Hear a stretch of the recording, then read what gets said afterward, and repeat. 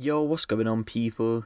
It's your boy Huncho, back at you again with another video. So I don't know how many times I'm gonna have to cover stories like this, because it literally only feels like a few days ago since we covered that story in Huddersfield where we seen two teenagers attempt to decapitate an innocent man after getting into a confrontation with him. And around this time we also covered the story where a man murdered his own mother for financial gain. Well, it seems as if these two stories have combined for this next one, because recently news has come out that a man has been found guilty of murdering his mother, and then after murdering her, he chopped her head off. So let's have a look at how we got to this point. At around 12:21 PM on the 19th of December 2019, police were called to a property on Julian Close in Woking to reports of concern for safety. Eyewitnesses claimed that around 12 emergency vehicles arrived, including armed police, and this would be because when they arrived at the property, they found 86-year-old Angela Tarver inside deceased. Originally, 83-year-old Colin Tarver, Angela's husband, and 46-year-old Philip Tarver, her son, were arrested in connection with the murder, but Colin was released while Philip had been detained under the Section 2 of the Mental Health Act. At some point later, police would go on to charge Philip Tarver with his mother's murder and a further charge of making threats to kill towards his father. After it was determined that he was fit to plea, he would go on to plead not guilty, and so a trial was to go ahead, which has just recently been wrapped up today. In court, Alexandra Healy, prosecuting, said the defendant, Philip Tarver, was 46 years old and he was living at Julian Close in Woking, together with his father, Colin Tarver,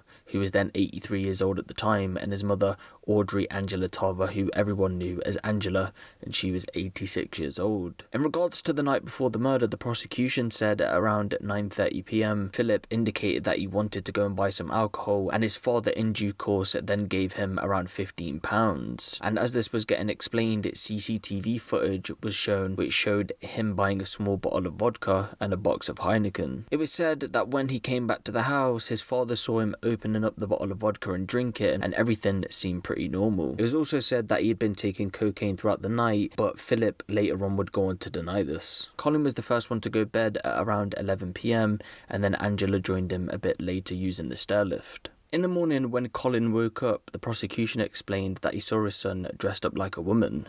The prosecution added, the defendant came downstairs wearing a female nightie, and while he normally wore men's clothes, sometimes he wore female clothes. During the morning after heavy drinking, it was heard that Philip then began to unplug wires in a separate room, and then he started to claim that the beer he'd been drinking the night before had been poisoned. Given evidence in court, Colin would explain what happened next. He said that he encountered his son, of course, wearing the female nightie before violence erupted, adding he'd gone into the spare bedroom and was lying on the bed. He went on to explain he went up to the spare room to ask him what he was doing, because of course he pulled the cables out, and to this he jumped off the bed and angrily shouted at him, "Go and die," before pushing him out of the room and slamming the door.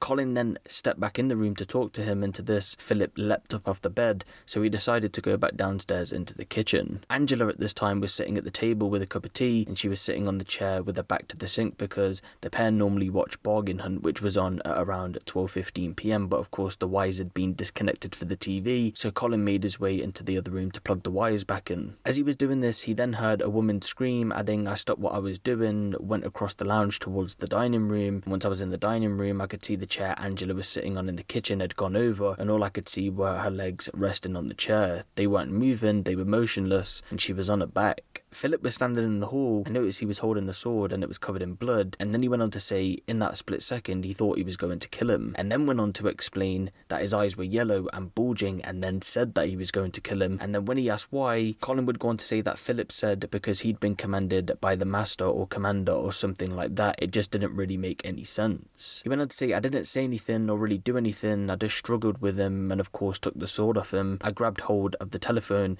and I said, go and see your mother, because obviously she was injured, and he said why, and I said because I said so, and then I ran down to the end of the drive and dialed 999, and then the emergency services arrived 11 minutes later." While emergency services were on the way to the address, Philip would then begin to hack at his mother's neck, eventually decapitating her, and then he placed her head into a freezer which was located in the kitchen, and he also amputated her left ring finger, which he placed into a kettle. The prosecution would describe this as Philip's attempt at a cleanup operation. It was heard when police arrived, he came out of the house holding a small Union Jack flag saying, "I surrender," adding, "I'm sorry for killing her. Fucking hell, I must repent for my sins. It was heard that Philip Tarver made a series of quote-unquote significant comments and was said to have ranted about making sure his mother was dead while in police custody. In regards to the comments, the prosecution would go on to say he said, "She's in the freezer, she's in bits." At one point, he was also said to have been blinking repeatedly and said, "Put a patch over my left eye, the fucker's being possessed." He also went on to say, "I need a drink, holy water of course, whiskey, just Irish whiskey." He also went on to say,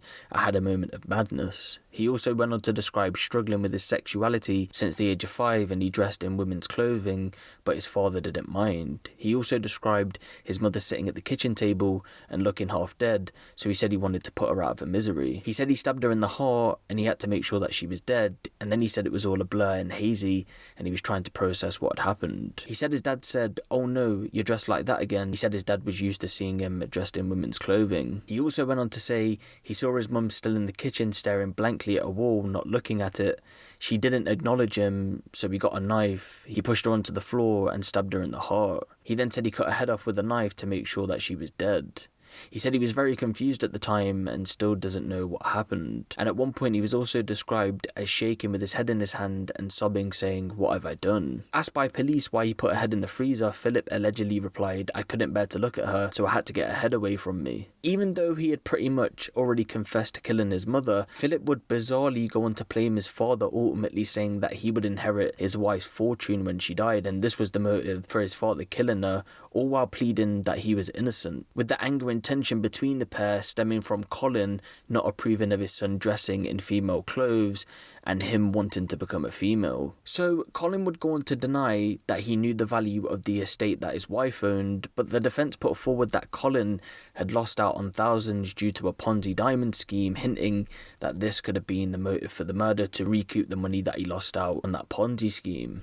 It was also heard that Colin didn't approve of his son dressing in female clothes, but denied being aggressive towards him about it and stuck to his story about being angry about Philip unplugging cables because they wanted to watch Bargain Hunt. Referring to his arrest, Philip claimed that he did not recall what he said to police and denied admitting that he had murdered his mother. He said the only recollection he had was opening the door thinking, "Oh God, the police are here, I'm safe."